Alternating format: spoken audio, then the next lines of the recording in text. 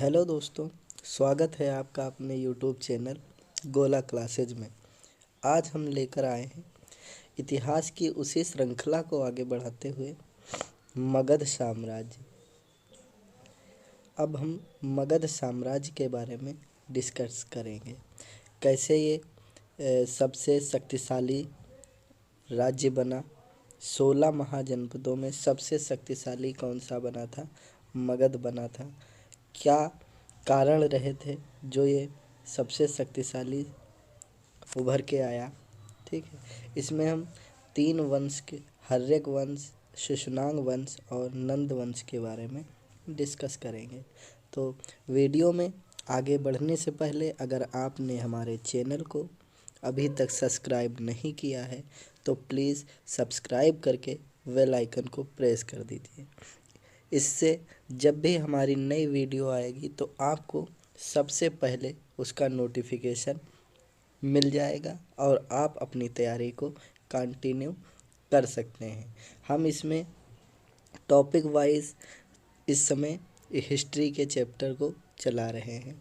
ठीक, तो हम उसी श्रृंखला में आज मगध साम्राज्य के बारे में डिस्कस करेंगे। चलिए आगे वीडियो में चलते हैं।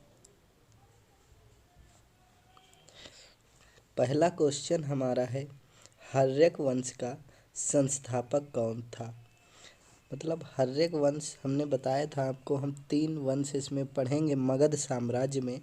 एक था हर्यक वंश और एक शिशुनाग वंश और एक था हमारा नंद वंश। इन 3 वंश के बारे में हम डिस्कस करेंगे और 16 महाजनपद जो हुए थे हमारे, ठीक, जिसका उल्लेख हमको किस में मिलता है? बौद्ध धर्म के अंगुत्तर निकाय में मिलता है और जैन धर्म के भगवती सूत्र में इसका उल्लेख मिलता है 16 महाजनपदों का, जो हम लोग डिस्कस कर चुके हैं जैन धर्म में और बौद्ध धर्म में।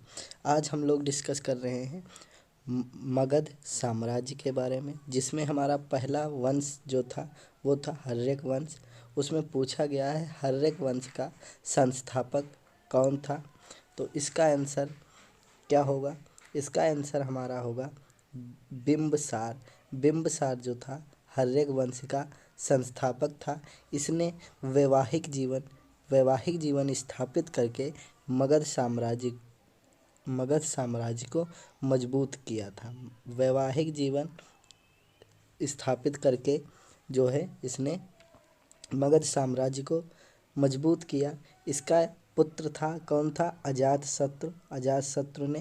अजातशत्रु को कुणिक भी कहा जाता था। क्या कहा जाता था? कुणिक कहा जाता था। इसने क्या किया था? इसने अपने पिता बिंबसार की हत्या कर दी और मगध की गद्दी पर बैठा। क्या किया इसने? अपने पिता की हत्या करके ये मगध की गद्दी पर बैठा। ठीक, इसको पितृहंता भी कहा जाता था। अजातशत्रु को पितृहंता, पिता की मृत्यु मतलब पिता की हत्या करने के कारण इसको पितृहंता भी कहा जाता था। फिर क्या हुआ? जो उदाइन था, उदाइन अजातशत्रु का लड़का था। उदाइन ने क्या किया? उदाइन ने अपने पिता अजातशत्रु की हत्या करके मगध की गद्दी पर बैठा। मगध की गद्दी पर बैठा। कौन मगध की गद्दी पर बैठा? उदाइन। किसकी हत्या करके? अपने पिता अजातशत्रु की हत्या करके मगध की गद्दी पर बैठा। और इसने क्या किया? इसने किया था गंगा और सोन नदी के संगम पर इसने पाटलिग्राम की स्थापना की थी। किसकी की थी? पाटलिग्राम, जिसको पाटलिपुत्र कहते हैं। ठीक, इसने पाटलिग्राम की स्थापना की। ठीक, तो इसका हर्यक वंश का संस्थापक कौन हुआ था? हर्यक वंश का संस्थापक हुआ था बिंबसार। ऑप्शन ए बिल्कुल सही है। अगला क्वेश्चन देखेंगे। अगला क्वेश्चन हमारा कह रहा है, हर्यक वंश किस शासक को कुणिक कहा जाता था? मतलब हर्यक वंश का कौन सा शासक था जिसको कुणिक कहा जाता था? तो हमने पहले बता दिया था, अभी पहले डिस्कस हुआ था कि अजातशत्रु जो था इसको कुणिक से भी जानते थे, कुड़िक नाम से भी जानते थे। तो हमारा ऑप्शन बी बिल्कुल सही होगा। अगला क्वेश्चन देखते हैं। अगला क्वेश्चन कह रहा है, किस शासक ने गंगा एवं सोन नदी के संगम पाटलिग्राम या पाटलिपुत्र नामक नगर की स्थापना की? तो ये भी हम बता चुके हैं। उदाइन ने गंगा एवं सोन नदी के तट पर क्या किया था, इसने पाटलिपुत्र की स्थापना की थी। ठीक है, पाटलिपुत्र की स्थापना की थी। अगला क्वेश्चन, अशोक ने क्या किया था? अशोक ने श्रीनगर की स्थापना की थी। श्रीनगर की स्थापना अशोक ने की थी, ये भी ध्यान रखेंगे। श्रीनगर की स्थापना अशोक ने की थी। ठीक है, अगला क्वेश्चन देखेंगे। अगला क्वेश्चन हमारा कह रहा है, शिशुनाग वंश का वह कौन सा शासक था जिसके समय में वैशाली में द्वितीय बौद्ध संगति का आयोजन किया गया? उसे काकवड़ के नाम से भी जाना जाता है। तो द्वितीय बौद्ध संगति हम लोग कल पढ़ चुके हैं, परसों पढ़ा था उसको। बौद्ध धर्म को बौद्ध धर्म हम पढ़ चुके हैं। बौद्ध धर्म में हमने बताया था 4 बौद्ध संगतियाँ हुई, चारों के बारे में हमने बताया था। तो जो सेकेंड वाली हुई थी वो किसके समय हुई थी? वो हमारी हुई थी कालाशोक के समय में। ठीक, तो हम लोग इस क्वेश्चन का आंसर यहाँ से भी दे सकते थे उसे। अब कालाशोक को काकवड़ भी कहा जाता है, ये हम ध्यान रखेंगे। कालाशोक को काकवड़ भी कहा जाता है। ठीक है, अगला क्वेश्चन देखें। कालाशोक मतलब शिशुनाग वंश का संस्थापक कौन था? शिशुनाग था। शिशुनाग था। ठीक है, और कालाशोक कौन था? कालाशोक शिशुनाग का उत्तराधिकारी था। उत्तराधिकारी कौन था? कालाशोक था। अगला क्वेश्चन देखेंगे। अगला क्वेश्चन हमारा कह रहा है, 323 ईसा पूर्व में सिकंदर महान की मृत्यु हुई थी। सिकंदर, ये क्वेश्चन हमसे कह रहा है 323 ईसा पूर्व में सिकंदर जो था, सिकंदर की मृत्यु कहाँ हुई थी, ये हमसे क्वेश्चन में पूछ रहा है। तो 323 में सिकंदर की मृत्यु हुई थी, और हुई कहाँ थी? बेबीलोन में। कहाँ हुई थी? बेबीलोन में इसकी मृत्यु हुई थी सिकंदर की। सिकंदर की मृत्यु बेबीलोन में 323 ईसा पूर्व में हुई थी। अगला क्वेश्चन देखेंगे हम। अगला क्वेश्चन हमारा कह रहा है, सिकंदर महान और पोरस की सेनाओं ने निम्नलिखित में से किस नदी के आमने सामने वाले तटों पर पड़ाव डाला था? इसका आंसर क्या होगा? इसका आंसर हमारा होगा झेलम नदी। झेलम नदी के तट पर इन्होंने पड़ाव डाला था, और यहाँ पे एक युद्ध हुआ था, वितिस्ता का युद्ध। कौन सा युद्ध हुआ था? वितिस्ता का युद्ध हुआ था, जो किसके बीच में हुआ था? सिकंदर और पुरुपोरस के बीच में हुआ था। पुरुपोरस कहाँ का शासक था? ये पंजाब राज्य का शासक था। ठीक, इसने सिकंदर ने क्या किया? पुरुपोरस से विजय किया। ठीक है, पुरुपोरस पर विजय प्राप्त किया। उसके बाद में ये लोग मगध की ओर बढ़ रहे थे, तभी सिकंदर महान की सेना ने व्यास नदी को पार करने से मना कर दिया था। व्यास नदी को पार करने से मना कर दिया, और सिकंदर महान वापस जा रहा था। वापस जाते समय इसकी 323 ईसा पूर्व में बेबीलोन में मृत्यु हो गई। ठीक है, इतनी बात समझ में आई। अगला क्वेश्चन देखते हैं। अगला क्वेश्चन कह रहा है, पाली ग्रंथों में गांव के मुखिया को क्या कहा गया था? पाली ग्रंथ जो थे उनमें गांव के मुखिया जो होते थे उनको क्या कहा जाता था? क्या वो ग्रामक कहा जाता था, भोजक मतलब ग्राम भोजक, या ज्येष्ठक, या ग्रामपति, इनमें से क्या कहा जाता था? तो क्या कहा जाता था? भोजक कहा जाता था। क्या कहा जाता था? भोजक कहा जाता था। ऑप्शन बी बिल्कुल सही होगा।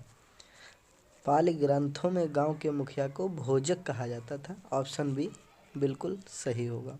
अगला क्वेश्चन देखते हैं। अगला क्वेश्चन हमारा कह रहा है उज्जैन का प्राचीन नाम क्या था। ये हमसे क्वेश्चन में पूछ रहा है। तो इसका उज्जैन का प्राचीन नाम क्या था? अवंती था। उज्जैन का प्राचीन नाम क्या था? अवंती था। उज्जैन का और अवंती को क्या और किस नाम से जाना जाता था? महिष्मती भी बोला जाता था। क्या बोला जाता था? महिष्मती। महिष्मती भी इसको कहा जाता था। ठीक। तक्षशिला तक्षशिला तक्षशिला को गांधार जो था, गांधार की राजधानी थी। राजधानी क्या थी? तक्षशिला थी। गांधार राज्य की राजधानी तक्षशिला थी। ठीक। ये उन 16 महाजनपदों में आता है। ठीक है। तो अगला क्वेश्चन देखेंगे। अगला क्वेश्चन हमारा कह रहा है नंद वंश का संस्थापक कौन था? तो कालाशोक जो था, कालाशोक जो था वो शिशुनाग वंश का एक शासक था। शिशुनाग वंश का एक शासक हुआ करता था जो शिशुनाग का उत्तराधिकारी था। ठीक है। घनानंद जो था, घनानंद क्या था? घनानंद नंद वंश का अंतिम शासक था। घनानंद इसी के समय में सिकंदर महान ने भारत पर आक्रमण किया था 326 ईसा पूर्व में। कब किया था? 326 ईसा पूर्व में घनानंद के समय में ही आक्रमण हुआ था सिकंदर महान का। तो नंद वंश का नागार्जुन कौन था? ये एक बौद्ध दार्शनिक था। कौन था? बौद्ध दार्शनिक था। और नंद वंश का संस्थापक हमारा इसका आंसर ए हो जाएगा। आंसर ए बिल्कुल सही है। नंद वंश का संस्थापक महापद्म नंद जो था वो नंद वंश का शासक था। कौन था? महापद्म नंद नंद वंश का शासक था। इतनी बात समझ में आई। अगला क्वेश्चन देखते हैं। अगला क्वेश्चन हमारा कह रहा है ग्रीक या यूनानी लेखकों के द्वारा किसे अग्रमीज या जेंड्रमीज कहा गया? ग्रीक यूनानी लेखकों द्वारा किसे अग्रमीज या जेंड्रमीज कहा गया था? क्या वो अजातशत्रु को कहा गया था, कालाशोक को कहा गया, महापद्मनंद को कहा गया था या घनानंद को कहा गया था? इसमें से किसको कहा गया था? तो अग्रमीज जो कहा गया था वो घनानंद को कहा गया था। किसको कहा गया था? घनानंद को अग्रमीज या जेंड्रमीज कहा गया था। महापद्मनंद को क्या कहा गया था? महापद्मनंद को क्षत्रप कहा गया था। क्या कहा गया था? क्षत्रप कहा गया था। क्षत्रप कहा गया था। क्या कहा गया था? क्षत्रप कहा गया था। इसका मतलब होता है क्षत्रियों का नाश करने वाला। क्या कहा गया था? क्षत्रियों का नाश करने वाला। क्षत्रियों का नाश करने वाला किसको कहा गया था? महापद्मनंद को कहा गया था। घनानंद को अग्रमीज या जेंड्रीज कहा गया था। तो इसका आंसर ऑप्शन डी बिल्कुल सही हो जाएगा। अगला क्वेश्चन देखते हैं। अगला क्वेश्चन हमारा कह रहा है प्राचीन भारत में पहला विदेशी आक्रमण किसके द्वारा किया गया था? मतलब जो भारत में जो पहला विदेशी आक्रमण हुआ था वो किसके द्वारा किया गया था? ईरानियों के द्वारा हुआ था या यूनानियों के द्वारा हुआ था, शकों द्वारा किया गया था या कुषाणों के द्वारा किया गया था? तो पहला जो विदेशी आक्रमण था भारत पर वो किसके द्वारा किया गया था? वो हुआ था ईरानियों के द्वारा। पहला जो विदेशी आक्रमण हमारा हुआ था, पहला विदेशी आक्रमण किया था ईरानियों ने किया था। अगर हमसे यही पूछ ले भारत पर दूसरा विदेशी आक्रमण किसने किया था, भारत में दूसरा विदेशी आक्रमण किसने किया था, तो दूसरा विदेशी आक्रमण किया था यूनानियों ने। दूसरा किसने किया था, यूनानियों ने किया था। लेकिन इसमें पहला पूछा गया है तो पहला हमारा ए वाला बिल्कुल सही हो जाएगा। कौन सा सही हो जाएगा, ए वाला हमारा बिल्कुल सही आंसर हो जाएगा। अगले क्वेश्चन की तरफ चलते हैं। अगला क्वेश्चन हमारा कह रहा है हाइडेस्पेस का युद्ध किन किन शासकों के बीच हुआ था। क्या वो सिकंदर एवं पोरस के मध्य हुआ था, सेलुकस एवं चंद्रगुप्त मौर्य के मध्य हुआ था, या फिर चंद्रगुप्त मौर्य एवं घनानंद के मध्य हुआ था, या फिर सिकंदर एवं आम्भी के मध्य हुआ था। तो हाइडे स्पीच को एक और नाम से भी इस युद्ध का नाम बोला जाता है, वो था वितिस्ता का युद्ध। किसका युद्ध, वितिस्ता का युद्ध भी इसको कहते हैं। तो वितिस्ता का युद्ध हुआ था सिकंदर और पुरुपोरस के मध्य हुआ था।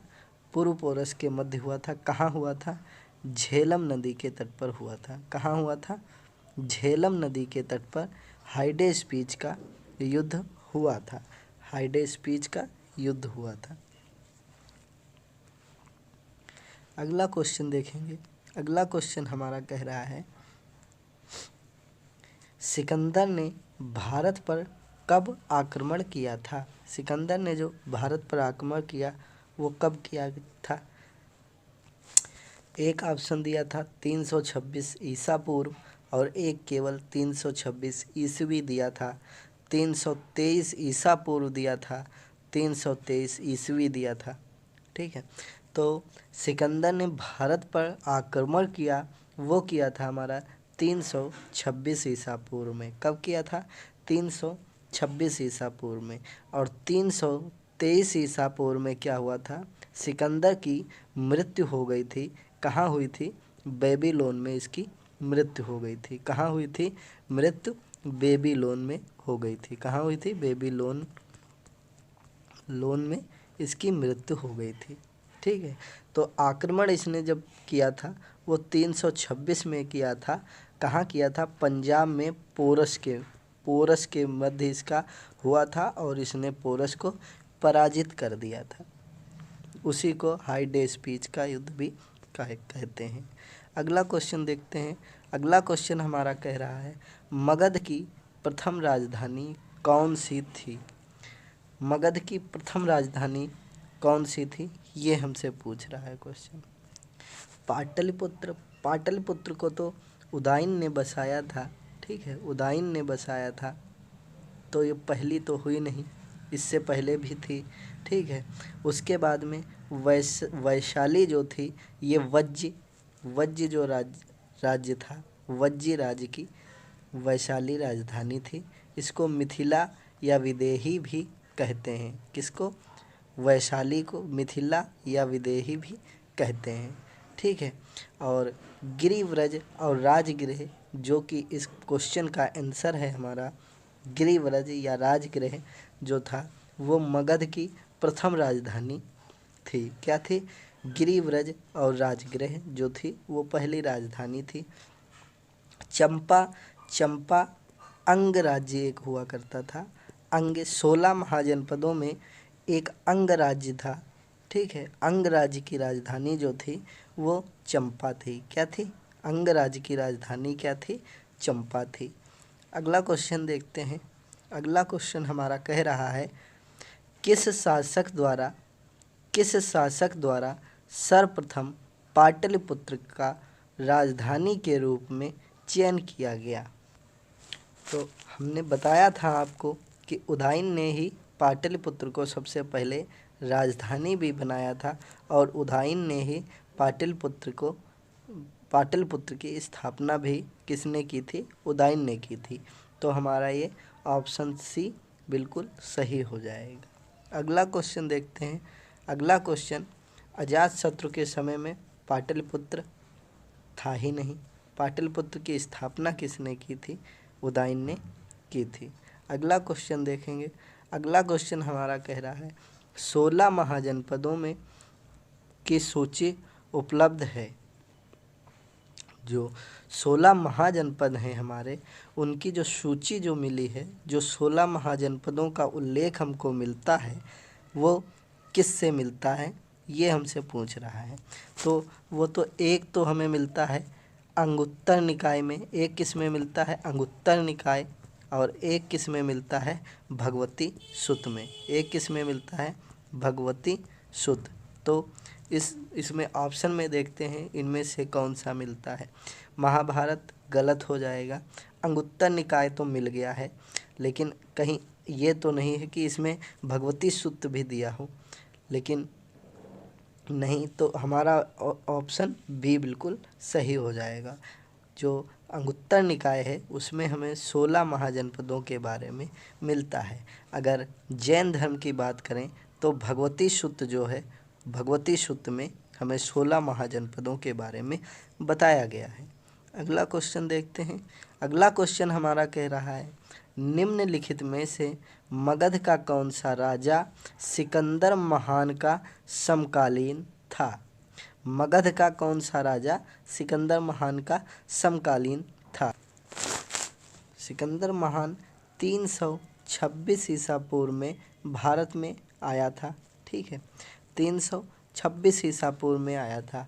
उस समय मगध की गद्दी पर कौन बैठा था। मगध की गद्दी पर बैठा था घनानंद। कौन बैठा था, घनानंद बैठा था। इसी के समय में सिकंदर भारत में एंट्री करता है और पंजाब राज्य के पूर्व पोरस को पराजित कर देता है। झेलम नदी हाइडे स्पीच के युद्ध में पूर्व पोरस को पराजित कर देता है और मगध की तरफ बढ़ता है, लेकिन सिकंदर की सेना जो थी वो व्यास नदी को पार करने से मना कर देती है, जिससे ये फिर वापस चला जाता है और 323 में बेबीलोन में इसकी मृत्यु हो जाती है। अगला क्वेश्चन देखेंगे। अगला क्वेश्चन हमारा कह रहा है अभिलेख साक्ष्य से प्रकट होता है कि नंद राजा के आदेश से एक नहर खोदी गई थी। अभिलेख जो मिलते हैं उनके साक्ष्य से ये पता चलता है नंद वंश के जो राजा हुए थे उनके आदेश पर एक नहर खोदी गई थी। वो किस राज्य में खोजी गई थी। जो 16 महाजनपद हैं उनमें से किस राज्य में खोजी गई थी। एक तो अंग दिया हुआ है मंग और कलिंग, मगध और कलिंग, वंग कोई नहीं था। ठीक है, तो ये तो ऐसे गलत हो गया। ठीक है, तो अंग की राजधानी क्या थी, चंपा थी, ये हमको मालूम है।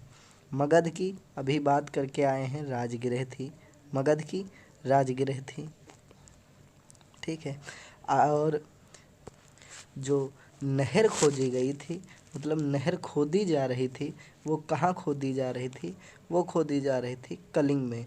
कलिंग में नहर का निर्माण हो रहा था। ठीक है, नहर खोदी जा रही थी, कलिंग के अंदर खोदी जा रही थी। नंद राजा के आदेश पर यह नहर का निर्माण चल रहा था। अगला क्वेश्चन देखेंगे।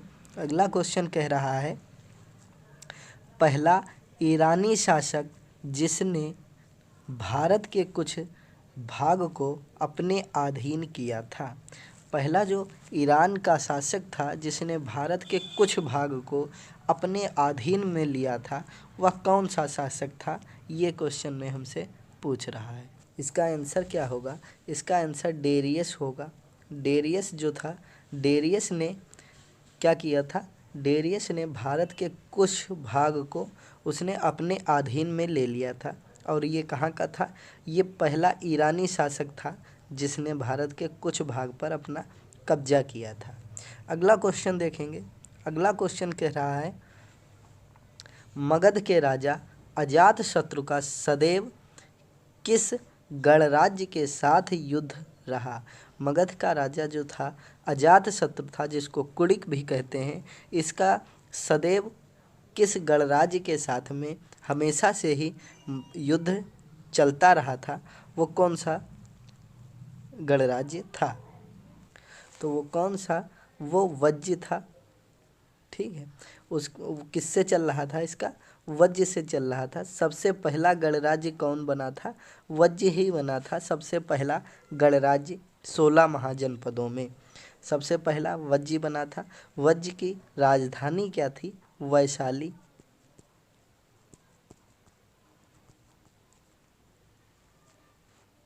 या विदेही भी कहते हैं, या क्या कहते हैं?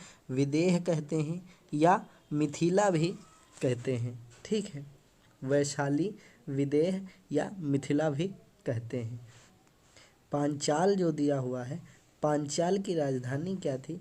पांचाल की राजधानी थी अहिछत्र। अहिछत्र, अहिछत्र कहते हैं। और दोनों के साथ नहीं था, केवल वज्र के साथ में। वज्र की राजधानी वैशाली या विदेह कहते हैं। तो अजातशत्रु का सदैव किस गणराज्य के साथ में युद्ध था? तो वज्र के साथ में युद्ध रहा, हमेशा से रहा। ठीक, एक क्वेश्चन और है। जो सबसे पहले गणराज्य बना था वो वैशाली ही बना था। सबसे पहले 16 महाजनपदों में जो गणराज्य बना था वो वैशाली ही बना था। अगला क्वेश्चन देखेंगे। अगला क्वेश्चन कह रहा है, नंद वंश का अंतिम सम्राट कौन था? नंद वंश जो था उसका अंतिम सम्राट कौन था? उसका अंतिम सम्राट था घनानंद। कौन था? घनानंद जो था उसका अंतिम सम्राट था। घनानंद को मौर्य वंश के संस्थापक चंद्रगुप्त मौर्य ने पराजित किया था। किसने पराजित किया था? चंद्रगुप्त मौर्य ने पराजित किया था। चंद्रगुप्त मौर्य ने पराजित किया था घनानंद को, जो कि अंतिम शासक थे नंद वंश के। अगला क्वेश्चन देखेंगे। अगला क्वेश्चन हमारा है,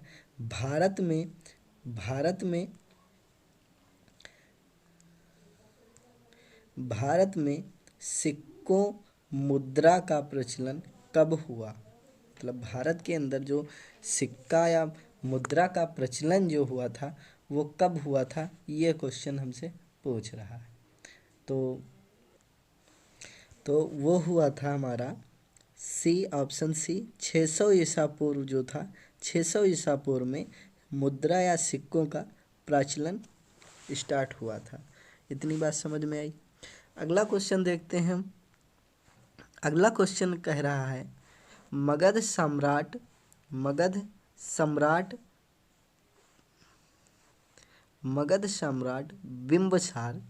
बिंबसार ने अपने राजवेद जीवक को किस राज्य के राजा की चिकित्सा के लिए भेजा था?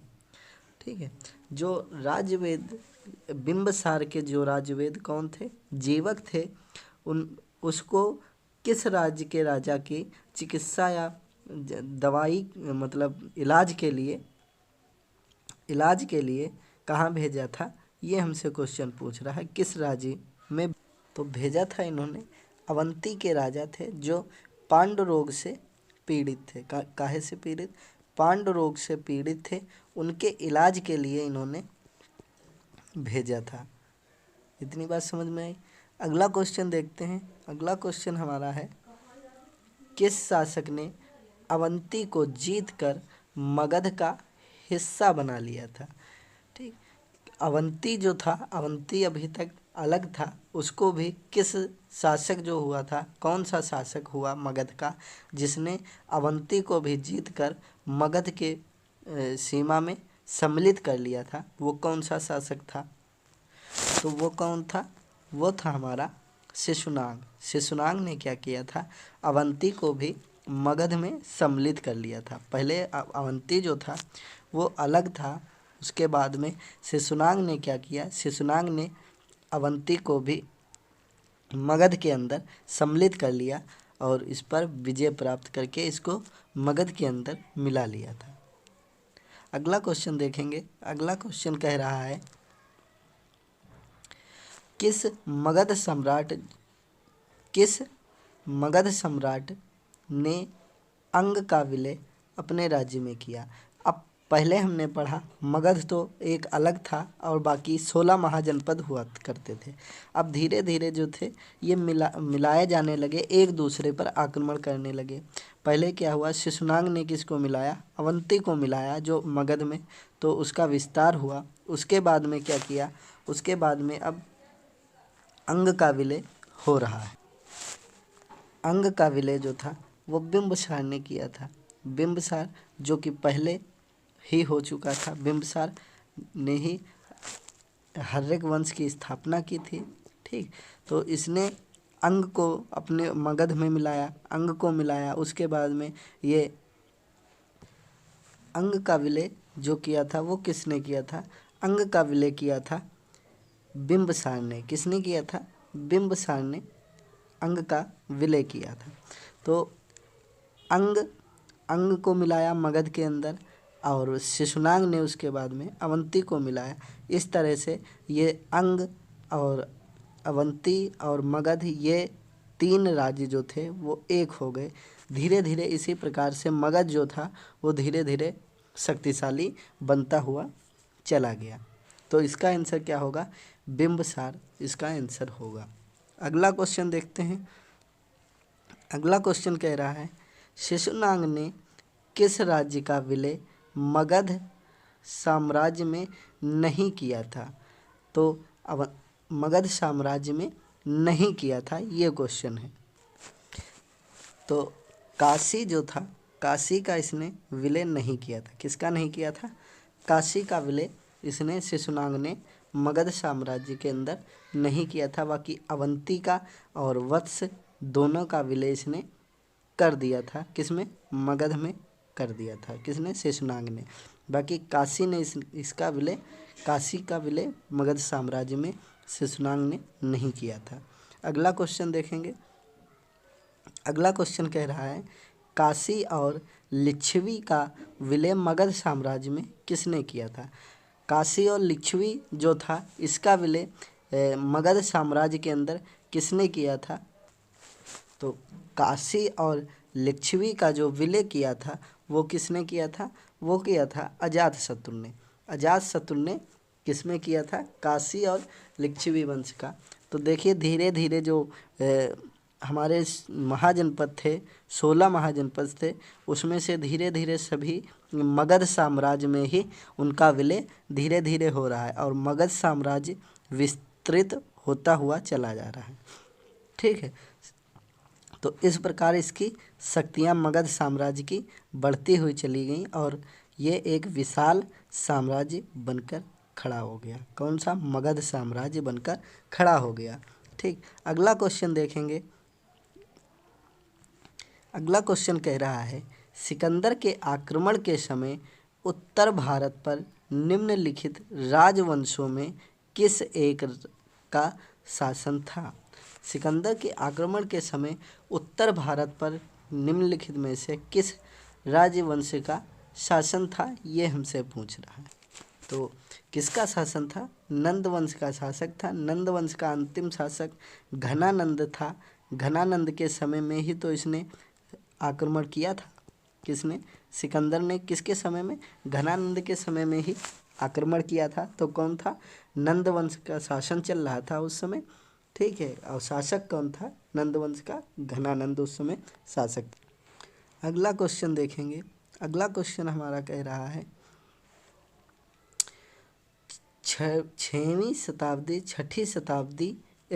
छठी सदी में प्रारंभ में भारत का सर्वाधिक शक्तिशाली नगर राज्य था। जो 6ठी शताब्दी के प्रारंभ में जो भारत का सर्वाधिक शक्तिशाली नगर बना, शक्तिशाली नगर राज्य था, वो कौन सा था, ये हमसे क्वेश्चन में पूछ रहा। तो ये हमारा कौन सा था, मगध था। जब सब ये धीरे धीरे काशी हुआ, ये सब जब मगध के अंदर इनका विलय होता रहा, अवंती हुआ, काशी हुआ, लिच्छवी हुआ, ये सभी जब मगध के अंदर विलय कर रहे थे अपना, ये मगध के अंदर इनका विलय हो रहा था, तो शक्तिशाली तो मगध ही बनेगा। कौन बनेगा, शक्तिशाली तो मगध ही बनेगा।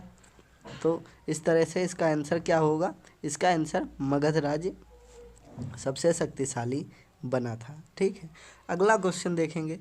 अगला क्वेश्चन हमारा कह रहा है निम्नलिखित में से किस राज्य में गणतंत्रात्मक शासन व्यवस्था नहीं थी। जो गणतंत्रात्मक शासन व्यवस्था नहीं थी वह कौन सा था, तो वह भी हमारा कौन सा था, वह भी हमारा मगध था। मगध के अंदर गणतंत्रात्मक शासन व्यवस्था नहीं थी।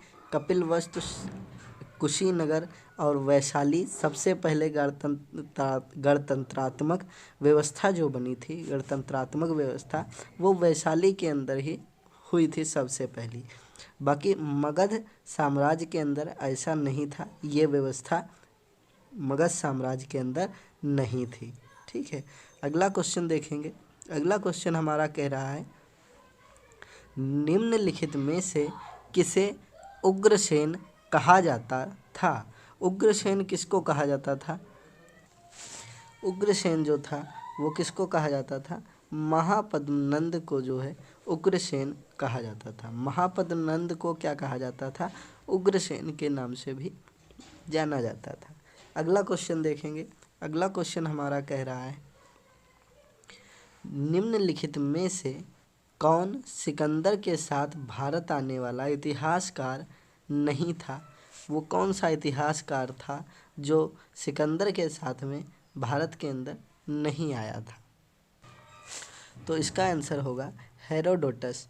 हेरोडोटस जो था वो इतिहास का जनक माना जाता है। इतिहास का जनक किसको कहते हैं, हेरोडोटस को कहते हैं।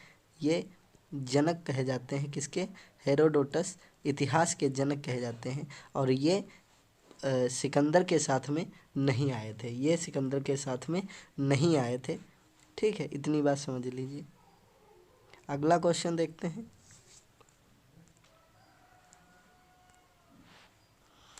अगला क्वेश्चन हमारा है मगध के किस शासक ने राजरोहण के लिए अपने पिता की हत्या की एवं इसी कारणवश अपने पुत्र द्वारा मारा गया। तो हमने बताया था अजातशत्रु जो था, अजातशत्रु ने शासन पाने के लिए अपने पिता की हत्या की थी। और हत्या की उसके बाद जो उदयन हुआ, उदयन अजातशत्रु का पुत्र था, इसने क्या किया, इसने अजातशत्रु की ही हत्या कर दी। तो इसका आंसर क्या होगा, अजातशत्रु इसका सही आंसर होगा, क्योंकि इसने अपने पिता की मृत्यु की और अपने पुत्र द्वारा मारा गया। तो इसका आंसर क्या होगा, अजातशत्रु होगा। ठीक है, अजातशत्रु जो था यही इसका सही आंसर होगा। अगला क्वेश्चन देखेंगे। अगला क्वेश्चन कह रहा है विश्व का पहला गणतंत्र वैशाली में किसके द्वारा स्थापित किया गया था।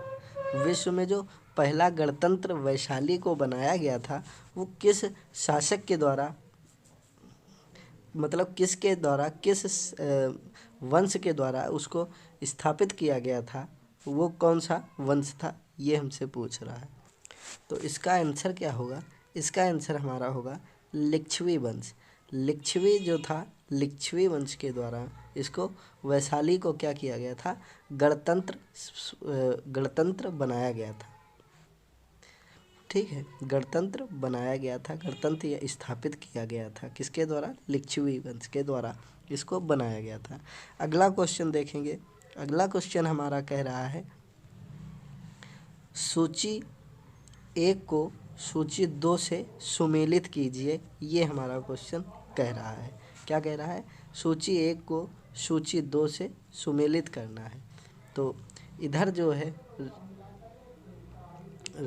16 महाजनपद लिखे हुए हैं, उसी में से 4 जनपद को उठाया गया है और इधर उनकी क्या लिखी गई हैं, राजधानियाँ लिखी गई हैं। ठीक है, एक तरफ 16 महाजनपद के राज्य लिखे हुए हैं, 4 राज्यों को लिखा गया है और एक इधर उनकी राजधानियाँ लिखी गई हैं।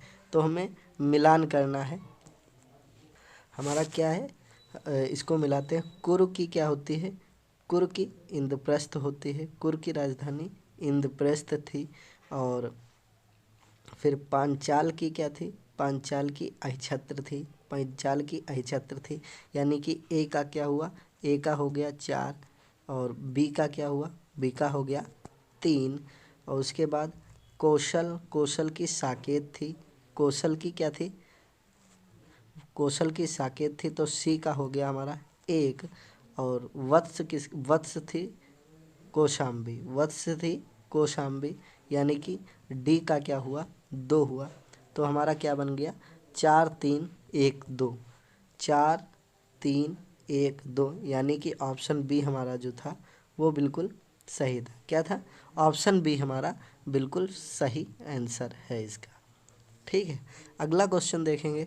अगला क्वेश्चन हमारा कह रहा है, ये भी सूची 1 को सूची 2 से सुमेलित कीजिए।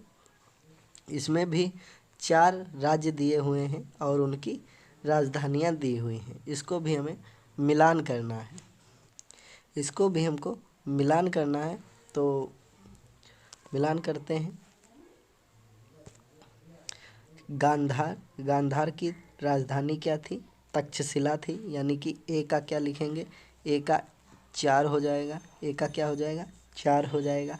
उसके बाद में सूरसेन, सूरसेन की क्या थी, सूरसेन की थी मथुरा, मथुरा, यानी कि बी का क्या हो जाएगा, बी का हो जाएगा 1। उसके बाद सी का क्या हो जाएगा, सी मतलब वत्स, वत्स की क्या थी कौशाम्बी थी, यानी कि सी का क्या हो जाएगा 2 हो जाएगा, सी का क्या हो जाएगा 2 हो जाएगा। कौशल की श्रावस्ती थी, यानी कि डी का क्या होगा, डी का 3 हो जाएगा, यानी कि 4 1 2 3, 4 1 2 3, ये हमारा ऑप्शन ए सही है। 4 1 2 3 जो है ऑप्शन ए हमारा बिल्कुल सही है। अगला क्वेश्चन देखेंगे। अगला क्वेश्चन कह रहा है, अगला क्वेश्चन भी हमें मिलान ही करना है। इसमें शासक दिए हुए हैं और वंश दिए हुए हैं, कौन सा शासक किस वंश, मतलब किस वंश से रिलेटेड है, मतलब किस वंश से संबंध रखता है कौन सा शासक, वो हमें दिया गया है। तो हमें मिलान करना है। आइए देखते हैं। बिंबसार जो था, बिंबसार तो हर्यक वंश से ही संबंधित था, यानी कि ए का क्या हो जाएगा, ए का हमारा 1 हो जाएगा। और बी का क्या होगा, बी का हमारा कालाशोक, कालाशोक भी शिशुनाग वंश से ही संबंधित था, तो बी का हमारा 2 हो जाएगा। और महापद्नंद, यानी कि ये तो नंद वंश का था, ये 4 होगा, मतलब सी का जो हुआ वो 4 हो गया। और बिंदुसार जो था वो मौर्य वंश से संबंधित था, तो डी का क्या हो जाएगा, डी का हो जाएगा 3। 1 2 4 3, 1 2 4 3, ऑप्शन बी हमारा जो है बिल्कुल सही है। कौन सा, ऑप्शन बी जो है हमारा बिल्कुल सही आंसर है इसका। अगला क्वेश्चन देखेंगे। अगर आपको ये वीडियो अच्छी लग रही हो तो प्लीज़ इसको लाइक कर दीजिए और शेयर करके सब्सक्राइब कर दीजिए, सपोर्ट करिए, ऐसी अच्छी अच्छी वीडियो आपके लिए लाते रहेंगे। ठीक है, अगला क्वेश्चन देखते हैं। अगला क्वेश्चन हमारा कह रहा है, ये भी मिलान करना है। मिलान, इसमें क्या दिया गया है, इसमें दिए गए हैं जो जनपद दिए गए हैं, राज्य दिए गए हैं, उनके आधुनिक जो स्थितियां दी गई हैं, वो आधुनिक स्थितियां कहाँ पे हैं वो हमसे पूछा गया है। ठीक है, तो इसको मिलान करते हैं। तो मगध जो है वो पटना, ठीक है, वत्स जो है वो इलाहाबाद, और कौशल अवध में पड़ता है, और अवंती मालवा का क्षेत्र है। ठीक है, तो ये हमारा आमने सामने, तो 4 1 2 3 4, ये ऑप्शन ए हमारा बिल्कुल सही हो जाएगा, ऑप्शन ए हमारा बिल्कुल सही हो जाएगा। अगला क्वेश्चन देखते हैं। अगला क्वेश्चन हमसे कह रहा है, ये भी मिलान करना है। इधर शासक दिए हुए हैं और इधर उनके क्षेत्र दिए हुए हैं, राज्य क्षेत्र जहाँ वो शासक थे वो दिए हुए हैं, और इधर क्या दिया हुआ है, इधर शासक दिए हुए हैं। ठीक है, कौन सा शासक किस क्षेत्र का था, कौन से राज्य का था, वो हमसे पूछा गया है। तो मिलान करना है, आइए मिलान करते हैं। प्रद्योत जो थे, प्रद्योत जो थे अवंती के राजा थे। प्रद्योत कहाँ के राजा थे, अवंती के राजा थे प्रद्योत, यानी कि ए जो था हमारा, ए का हमें 3 हो गया। और बी जो थे उदाइन जो थे, उदाइन कहाँ के थे? मगध के, वत्स के थे, सॉरी वत्स के। तो बी का 2 हो जाएगा, बी का क्या हो जाएगा? 2 हो जाएगा। और उसके बाद में प्रसेनजित, कौशल के राजा कौन थे? वो थे प्रसेनजित, यानी कि सी का 4 हो जाएगा। और अजातशत्रु मगध के थे, अजातशत्रु कहाँ के थे? मगध के थे। तो डी का जो हो जाएगा 1 हो जाएगा। 3 2 4 1, 3 2 4 1, ये ऑप्शन सी हमारा बिल्कुल सही है। कौन सा? ऑप्शन सी हमारा बिल्कुल सही है। ठीक है, आज के लिए बस इतना ही। अगर आपको मेरी वीडियो अच्छी लगी हो प्लीज़ शेयर करिए, लाइक करिए और सब्सक्राइब करिए। आपका सपोर्ट ही हमारी सबसे बड़ी ताकत है।